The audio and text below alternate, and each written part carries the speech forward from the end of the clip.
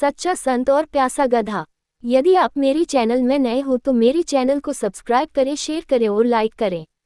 धन्यवाद। एक महान संत थे। वे बहुत ही परोपकारी और शांत स्वभाव के थे। एक बार उनके मन में गंगा स्नान करने और गंगा जल को कांवड़ में ले जाकर काशी विश्वनाथ भगवान के मंदिर में अर्पित करने का विचार आया। उन्होंने अपने साथियों और शिष्यों को अपने विचार से अवगत कराया। उनके सभी साथी और शिष्य भी गंगा स्नान के लिए निकल पड़े। गंगा जी पहुंचकर सभी ने जी भर कर गंगा स्नान किया और कांवड़ में गंगा जल लेकर काशी विश्वनाथ मंदिर के लिए चल पड़े। जब वे मंदिर पहुंचने वाले थे कि रास्ते में उन्हें एक गधा दिखलाई दिया। गधा प्यास से तड़प रहा था और चारों तरफ पानी के लिए भटक रहा था। गधे की हालत देख सभी को उस पर दया आ रही थी, परंतु कांवड़ का जल काशी विश्वनाथ जी के लिए था, इसी कारण वे चाहकर भी उस प्यासे गधे को पानी नहीं पिला पा रहे थे।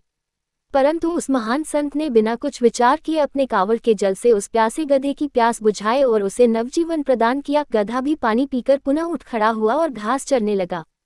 संत के शिष्यों ने कहा, गुरुजी, आपने कांवड़ का जल गधे को पिलाकर उसे नवजीवन प्रदान किया है, परंतु अब आप काशी विश्वनाथ जी को जल चढ़ाने से वंचित रह गए।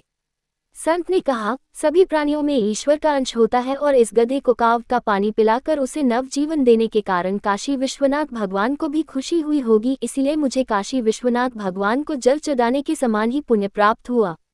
सभी संतों और शिष्यों ने उन्हें श्रद्धाभाव से नमन किया। शिक्षा। हर जीव में ईश्वर का वास होता है और परोपकार से बका को धर्म नहीं होता। पूरी कहानी सुनने के लिए धन्यवाद।